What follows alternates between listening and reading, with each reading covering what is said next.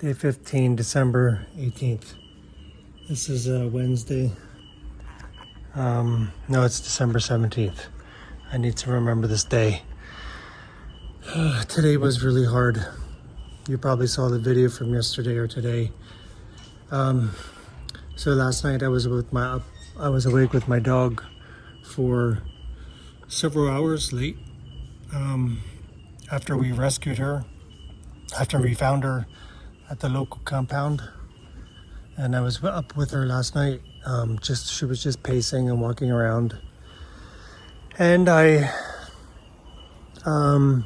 she was just walking in tight circles. Maybe I'll show some video.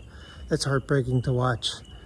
I just decided last night, I'm like, if she doesn't pass tonight on her own, I'm definitely taking her to the vet to be euthanized tomorrow. She's out of her mind and in pain. So I woke up this morning and I had second thoughts. In the morning. I fed her some water through the syringe, and she was laying there peacefully, just kind of looking around, and then she started walking again, collapsing everywhere, just standing there, collapsing. She didn't know where she was walking into things. And then I said, okay, I can't do this again. It's clear she does not have a quality of life anymore. She's a complete vegetable. So I made the painful decision that we called the vet to come and take her. About 12 o'clock he came. I ate and I could barely eat. As soon as and then I came out and I sat with her and I was crying. She was sleeping very peacefully under the bench, and when he showed up, I was crying harder. And then we went to pick her up, and she was so calm. She almost looked like she already died, the way she was laying. And then I picked her up. She didn't resist, she didn't fight, and you could tell immediately something was very different with her. She was worse. She was much more calm, and it looked like she was dying. Huge difference, but just within a couple hours this morning. So very peaceful. She didn't resist anything. Da held her in the car, and I followed on my motorcycle. I was crying my eyes out on the whole way to the vet. I don't even know how I did it. I don't know how I made it without an accident. But I was holding her the whole way in the car. And we got to the vet, and while I walked her in, she was totally docile. And laid her on the table, and she just laid there.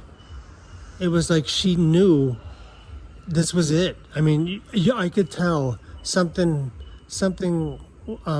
Before I took her, I fed her one last time, and through the syringe, a syringe into her mouth, and watered her.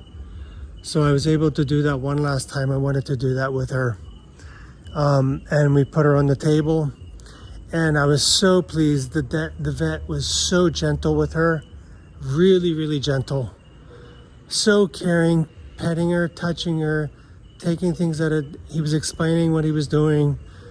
It was an injection, intravenous, and he just kept calming her little by little. He did it, and I think it was over in about 15-20 minutes, and I just couldn't stop crying. I never had to do that before.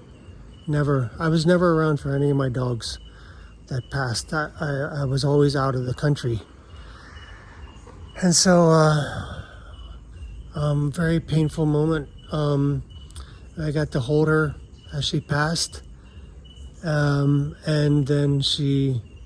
then they wrapped her up in a towel, put her in a bag, and then put her in the back, and they're gonna take her to be buried. We decided to bury her instead of burn her. They said it's easier, it's just less complicated, because they have a place that they take pets, and they do it very respectfully.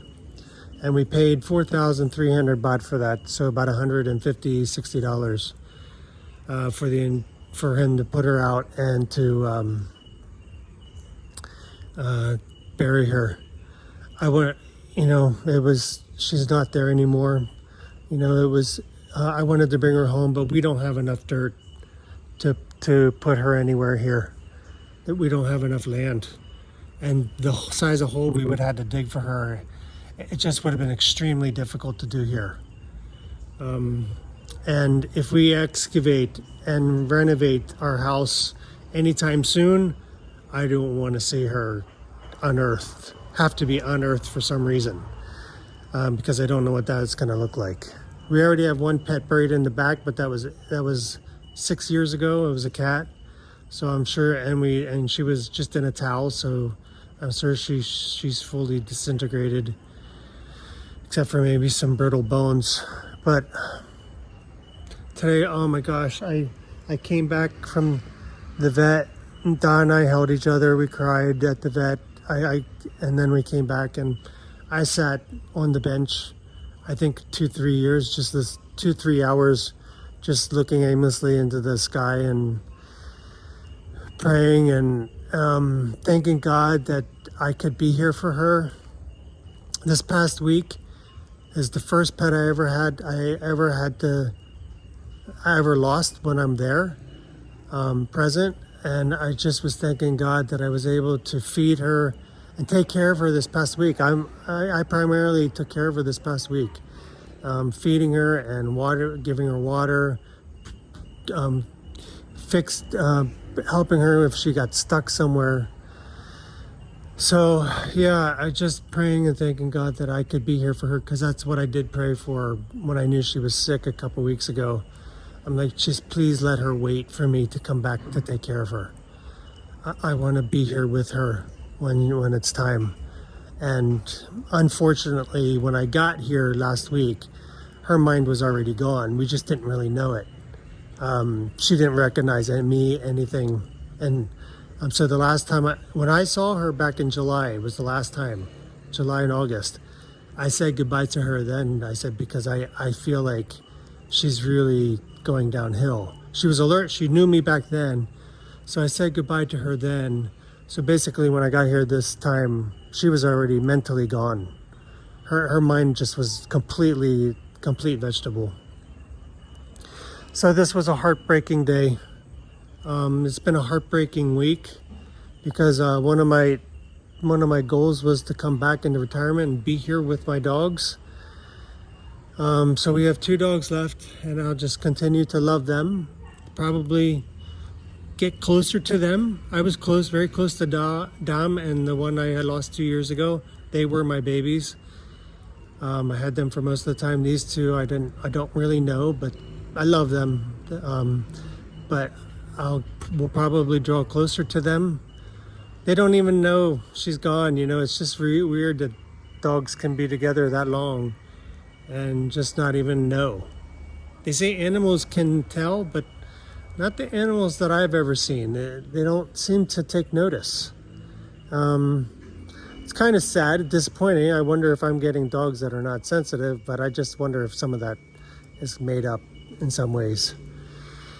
Anyway, December 17th, 18-year-old Dami. She was such a blessing in our lives. I adored her. Such a beautiful, affectionate personality of a dog. So many problems she had, but I'm grateful that she was a part of my life.